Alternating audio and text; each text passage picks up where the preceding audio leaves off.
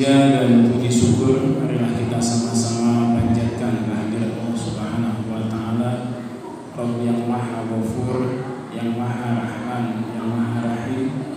Alhamdulillah pada kesempatan malam hari ini kita masih sama-sama diberikan kekuatan, kita masih sama-sama diberikan peluang waktu oleh Allah Subhanahu wa taala. Sehingga dengan kekuatan dan juga peluang waktu itu kita mampu untuk senantiasa tunduk taat patuh terhadap ketentuan-ketentuan Allah dan Rasul-Nya. Wabil khusus pada kesempatan malam hari ini dalam rangka menunjukkan bakti ketaatan kita di hadapan Allah. Ini sama-sama mendirikan ibadah sholat Isya secara berjamaah, dan insyaallah kita akan sama-sama lanjutkan dengan sholat qiyamul Ramadan. Mudah-mudahan dari apa yang sama-sama kita lakukan dari pagi hari sampai dengan malam hari ini, segala apa yang kita lakukan, kita kerjakan senantiasa dinilai oleh Allah Subhanahu wa taala sebagai bentuk amalan sholihan kita di hadapan Allah Subhanahu wa taala. Shalawat dan salam semoga terlimpah pada junjungan kita Nabi Muhammad sallallahu alaihi wasallam, beliau yang telah memberikan bimbingan arahan kepada kita sehingga kita senantiasa berada di dalam petunjuk Allah Subhanahu wa taala. Hadirin ikhwatul iman, sidang salat qiyamul Ramadan yang mudah-mudahan dimuliakan Allah Subhanahu wa taala. Tentunya kita sama-sama mengetahui, memahami dan meyakini bahwa Allah Subhanahu wa taala mengobatkan kita di muka bumi ini sebagai khalifah, sebagai pemimpin, sebagai pengatur, sebagai penjaga. Ini yang kemudian difirmankan Allah Subhanahu wa taala dalam surah Al-Baqarah ayat yang ke-30. A'udzubillahi minasyaitonir rajim. Wa idh qala rabbuka lil malaikati inni ja'ilun fil ardi khalifah. Dan ingatlah ketika Allah Subhanahu wa taala berfirman kepada malaikat, sesungguhnya aku hendak menjadikan khalifah di muka bumi ini.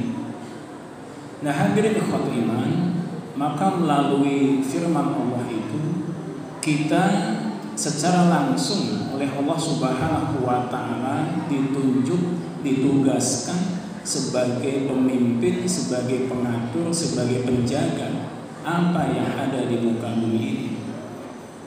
Di sisi yang lain, Allah Subhanahu wa taala menyebutkan kita dengan sebutan Abdullah, hamba Allah. Satu sisi kita sebagai pengatur, sebagai penjaga, sebagai pemimpin, tapi di sisi yang lain Allah menyebut kita sebagai Abdullah, artinya adalah hamba Allah. Maka ketika Allah menyebutkan kita sebagai Abdullah, sebagai hamba Allah, mau tidak mau, suka tidak suka, kita harus mentaati segala apa yang menjadi perintah-perintah Allah Subhanahu wa taala. Maka Allah Subhanahu wa taala ketika menyebutkan kita sebagai Abdullah, Allah memberikan kewajiban kepada kita. Kewajiban itu oleh Allah Subhanahu wa taala diabadikan dalam surah Ad-Dariyat ayat 56. A'udzubillahi minasyaitonir rajim. Wa ma khalaqtul jinna wal insa illa liya'budun. Dan tidaklah aku menciptakan dari golongan jin dan manusia illa liya'budun, kecuali untuk beribadah. Ketika Allah menyebutkan kita sebagai Abdullah, maka Allah memberikan kewajiban kepada kita untuk menjalankan ibadah di hadapan Allah Subhanahu wa taala. Nah, hadirin ikhwatul iman, maka sudah menjadi sebuah sunatullah. Ketika kita sama-sama menjalankan kewajiban-kewajiban kita, maka kita akan mendapatkan hak-hak kita. Ketika kita menjalankan segala kewajiban-kewajiban di hadapan Allah, sudah barang tentu Allah akan menepati janjinya dengan memberikan hak-haknya. Ini sudah menjadi sebuah sunatullah.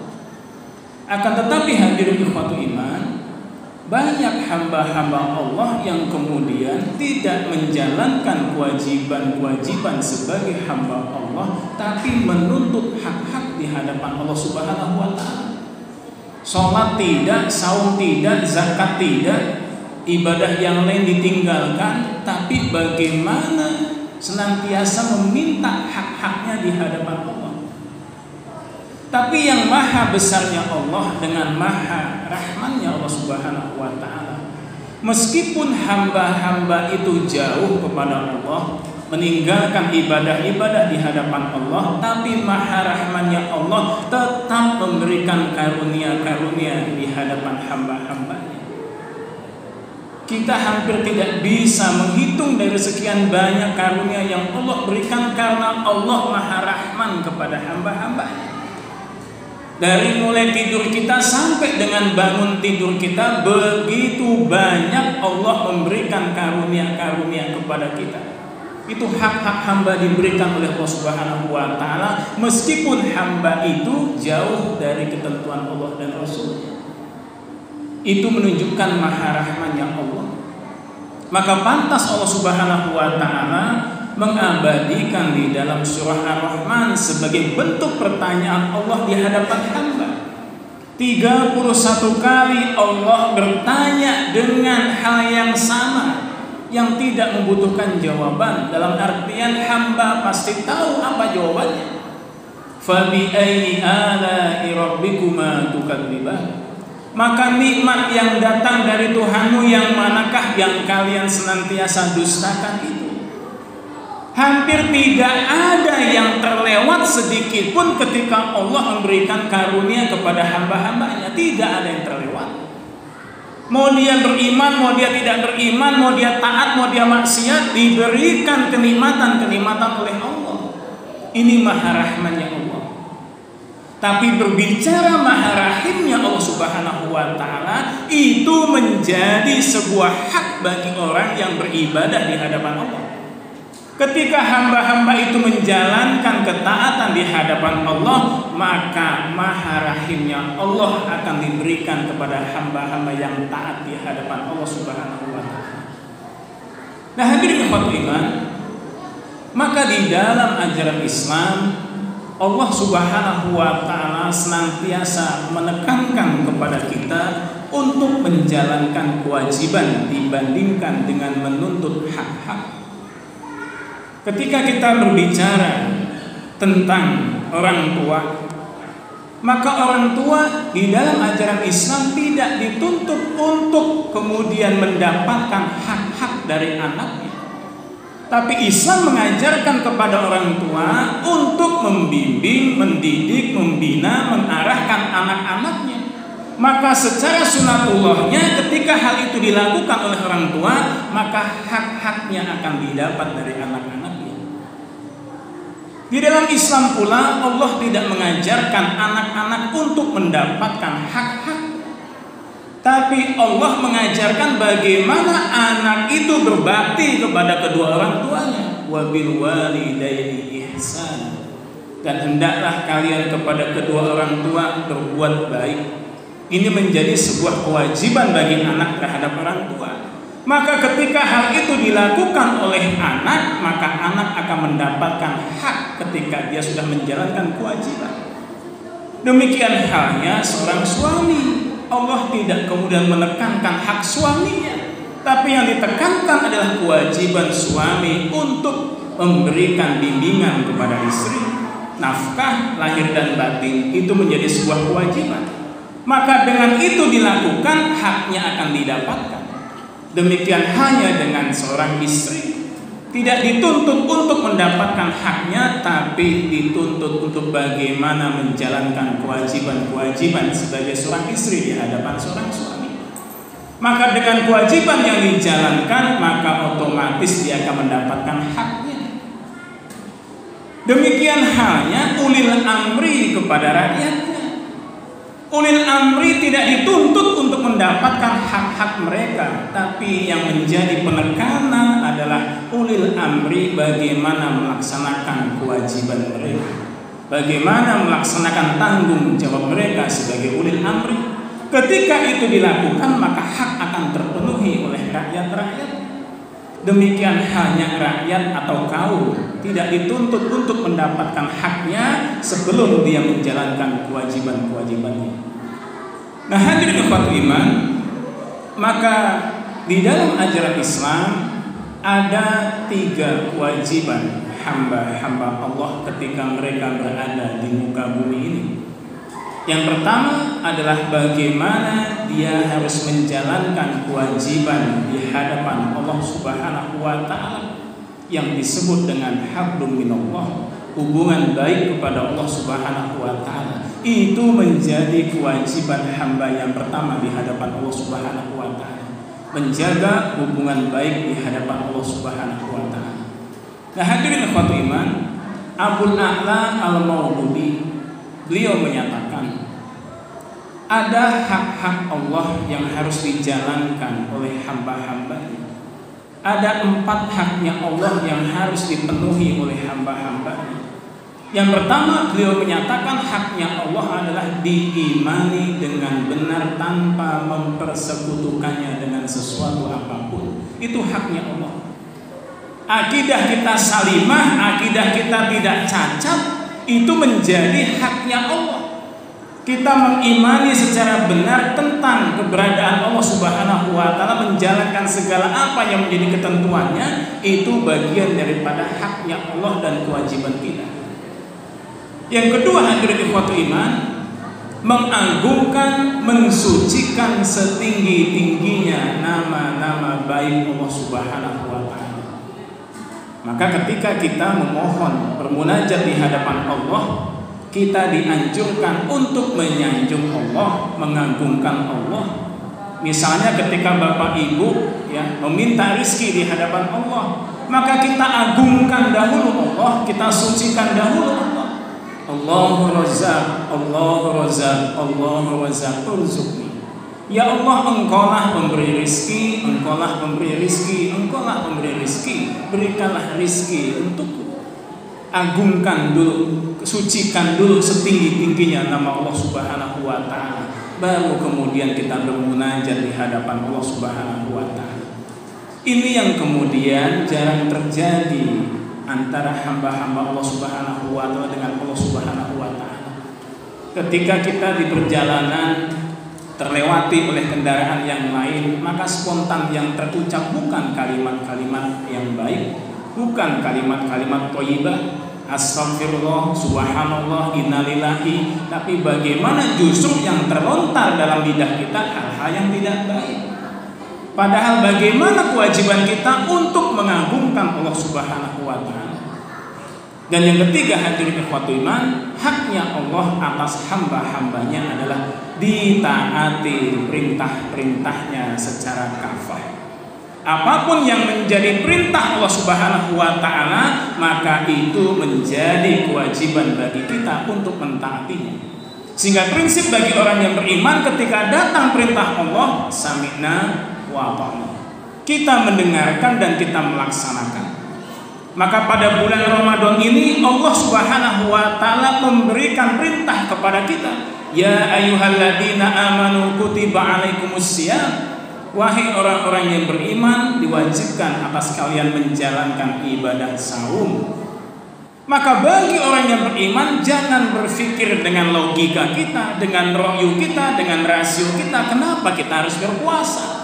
Tapi prinsipnya orang yang beriman ketika datang perintah, sami'na wa ata'na. Karena kita harus yakini bahwa ketika Allah mendatangkan perintah, maka itu sudah barang tentu menjadi kebaikan bagi diri kita. Ketika apa yang menjadi perintahnya Allah, maka itu hal yang terbaik bagi hamba-hambanya ketika hambanya mentaati perintah-perintah itu. Ketika bulan Ramadan diwajibkan kita menjalankan ibadah saum, ternyata Allah Subhanahu wa taala begitu banyak mengistimewakan ibadah-ibadah saum itu. Begitu luar biasanya Allah Subhanahu wa taala memuliakan ibadah itu. Ramadan adalah satu-satunya ibadah bulan yang disebut oleh Allah di dalam Al-Qur'an secara tekstual.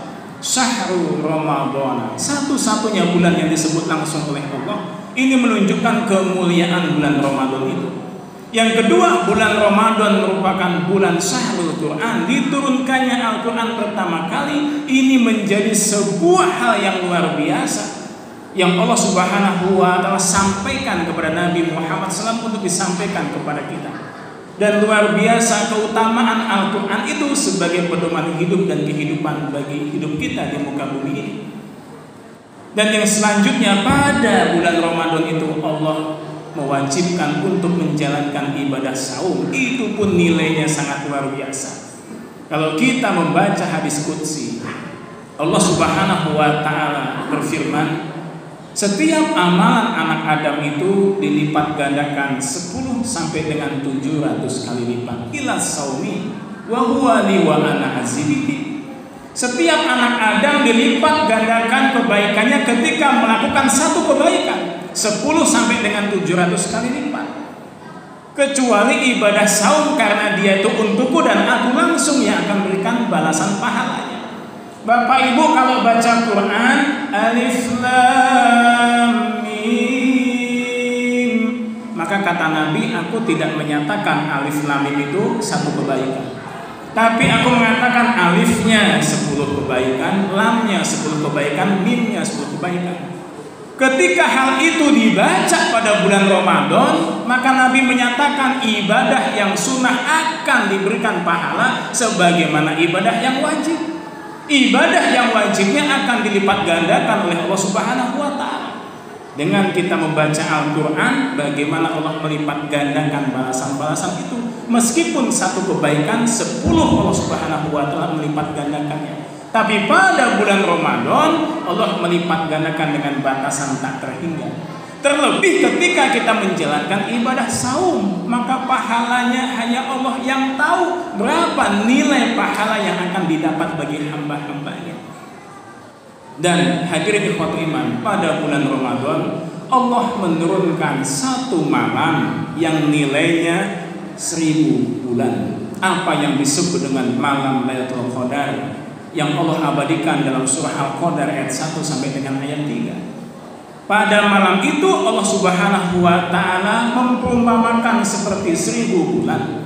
Ketika kita ditakdirkan oleh Allah bertemu dengan malam itu, 10 terakhir di malam-malam ganjil, maka di antara malam ganjil itu kita ada yang kemudian Allah Subhanahu wa Ta'ala siapkan terkait dengan malam Lailatul Qadar. Maka ketika kita ditakdirkan oleh Allah bertemu dengan malam itu, melebihi keistimewaan dibandingkan dengan 1000 bulan. Kalau 1000 bulan kita tarik menjadi tahun, maka 84 lebih 4 bulan. Usia siapa 84 bulan lebih 4 bulan? Nabi menyatakan usia umatku itu 60 sampai dengan 70 tahun. Ketika kita bertemu dengan malam Lailatul Qadar ditakdirkan oleh Allah 84 tahun lebih 4 bulan. Ketika pada saat itu kita mengucapkan subhanallah saja, kita mengucapkan alhamdulillah saja, kita mengucapkan Allahu Akbar saja, itu nilai pahalanya luar biasa.